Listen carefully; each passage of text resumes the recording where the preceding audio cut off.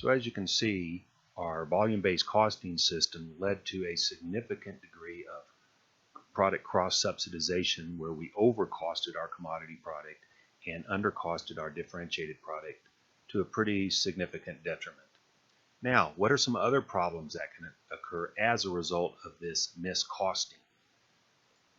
Well, up here we have the actual costs that are going to be allocated to the actual level of production. So you can see here that the amount of costs allocated to the 200,000 units that we actually produced turns out to be $210,800. And if we came down here and looked at that in a T account, we'll see over here that the total amount allocated, remember that's the credit side of our manufacturing overhead account, that's the amount, that's what's allocated to production, that would be $210,800. Now we don't know the actual amount of manufacturing overhead costs incurred. However, what we could logically conclude is that it's going to be significantly higher than what we thought it was going to be, given the fact that we made a whole lot more of our complex product and a whole lot less of our commodity, cheaper product. So I'm just assuming a number here. The only thing is it would have to be significantly greater than the $210,800. So I just assumed $270,000. So looking at our T account right here, if we actually incurred costs, manufacturing costs, to make the 200,000 units that we actually made, but with the different product mix than what we had as opposed to our expected product mix, we would have incurred $270,000 of actual costs. We would have allocated $210,800 to that production, and we would have ended up with $59,200 of under-allocated manufacturing overhead. Now, when we looked at that, that wouldn't initially make any sense if we thought, well, we expected to make 200,000 units, and we actually made 200,000 units. So why is it that we have so much a very, very significant amount of under-allocated manufacturing overhead? Well, the reason is obviously because the actual product mix is considerably different than what we thought it was going to be. Now, what happens with activity-based costing?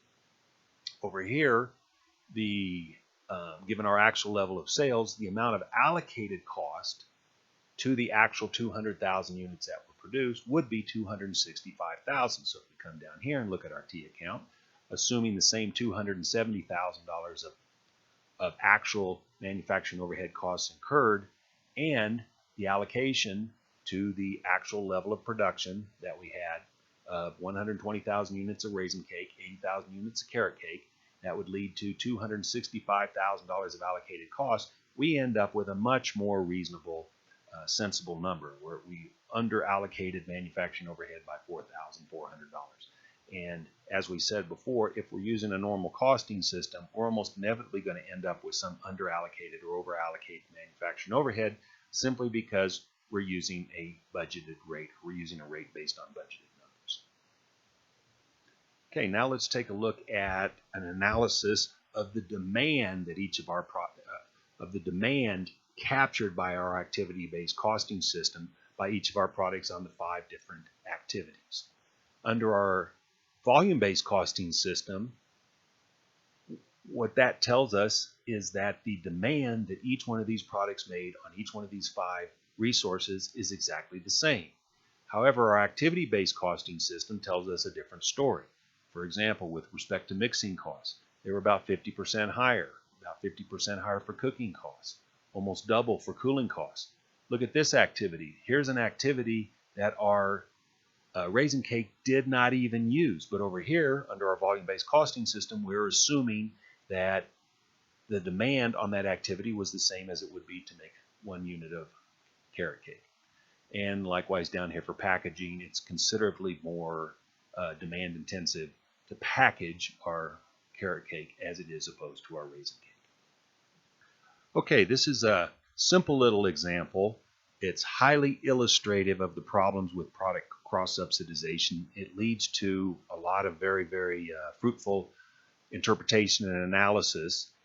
A more complex problem would simply have more activity pools and more products. It would just be bigger, but conceptually it would not contain anything more than this simple problem.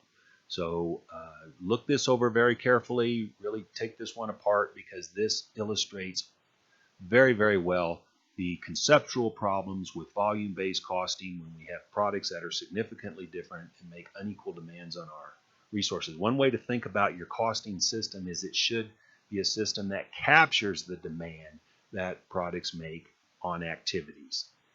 That's more of a management view, an activity-based management view, because if we can capture the demand that our products are making on activities, then we can seek to try to manage that demand, reduce that demand. Okay, that's it.